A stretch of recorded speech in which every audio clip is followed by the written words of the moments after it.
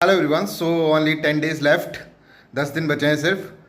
तो आप लोग बड़े एक्साइटेड होंगे, हम भी बड़े एक्साइटेड हैं। हमने भी काफ़ी मेहनत करी है, ठीक है, आप लोगों के साथ। सो अब यहाँ पर टाइम आ गया है कि 1.5 साल से जो आप कर रहे थे उसको परफॉर्म करने का टाइम आ गया है, ठीक है। परफॉर्मेंस 10 दिन के अंदर से ही स्टार्ट हो जाएगी। कैसे? I will let you know. कुछ बातें हैं जो आपको है ना अच्छे से याद रखनी है इन 10 दिनों के अंदर, otherwise everything will be ruined। सब कुछ बर्बाद हो जाएगा अगर आप इन बातों को याद नहीं रखोगे तो। That is very important.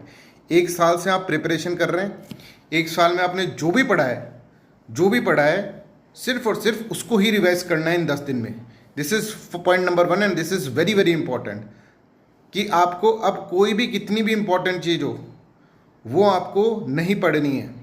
छूट गया जो छूट गया, जो है हमारे पास उसको ही हमको कंसोलिडेट करना है। That is very very important. इन 10 दिन में ही आपकी पूरी काया पलट होनी है बच्चों। जो हम साल भर से पढ़ रहे हैं, मान लो आपने 1 साल पहले कुछ पढ़ा होगा तो वो आपको याद नहीं रहेगा अगर आप रिवाइज नहीं करोगे तो उसको, तो वो वेस्ट हो गया मतलब।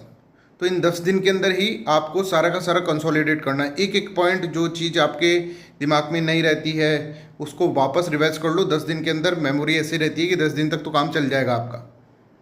बार बार रिवाइज करना है, बहुत बार रिवाइज करना है। समझ में आ रहा है? जितना रिवीजन हो सके, कोई भी नई चीज़ चाहे से कितना भी इंपॉर्टेंट हो, चाहे वो क्वेश्चन एग्जाम के अंदर भी आ रहा हो, तो उसको याद नहीं करना है। कोई वैसे बोले बच्चे भाई ये वाला तो पक्का है एग्जाम के अंदर आएगा, या 3 घंटे इसमें लगा दे, नहीं करना है। That is very detrimental. जो 5 क्वेश्चन आ सकते हैं एग्जाम के अंदर जो आपने पढ़े हुए हैं, जिनको रिवाइज करना है सिर्फ, वो छूट जाएंगे आपसे। समझ में आ रहा है? This is very important to understand. देखो अभी लालच से कैसे बचना है, दैट इज़ रिक्वायर्ड। लोग बाग आपको टेम्पटेशन देंगे। इतने सारे बच्चे हैं आपके साथ, स्टूडेंट प्रिपरेशन कर रहे हैं, बोले ये तो हमारे सर ने कहा था ये जरूर आएगा, उसको पढ़ ले। नहीं, जो आपने अभी तक पढ़ लिया है वो पढ़ लिया है। अभी तक का पढ़ा हुआ ही आपको रिवाइज करना है। कोई नई एनसीईआरटी लेकर मत बैठ जाना कि 8th क्लास की पढ़ लूँ, 9th क्लास की पढ़ लूँ। ज़्यादा पढ़ना भी इट्स डेंजरस थिंग, ठीक है। दूसरा कि अब ये कॉन्फिडेंट रखना है कि जो भी हमने पढ़ा है 1 साल के अंदर, इसमें से ही क्वेश्चन आएगा। बस अपने दिमाग के अंदर ही रखना है, हमने जो पढ़ा है वो बेस्ट पढ़ा है जितना, यही है हमारे पास और कुछ नहीं है हमारे पास। हमें सिर्फ इसके ऊपर ही गेम खेलना है अपना पूरा पूरा।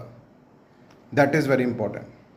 दूसरा, कुछ भी टेंशन नहीं है, कोई टेंशन करने की ज़रूरत नहीं है। कोई एनजाइटी, कोई डिप्रेशन, ये सब चीज़ें नहीं लानी है दिमाग के अंदर। यही टाइम है, इस टाइम में अगर घबरा जाओगे तो फिर दिक्कत हो जाएगी। बी स्ट्रॉन्ग, है ना। एक बड़े एग्जाम के लिए प्रिपरेशन कर रहे हो तो वैसा एटीट्यूड भी दिखाओ कि हाँ ठीक है, हम घबरा नहीं रहे, हमको एग्ज़ाम देना है तो देना है, ठीक है। नहीं होगा तो और बहुत सारे ऑप्शंस हैं, बट अभी ये देखो हमको देना है और हमको पूरा का पूरा इसको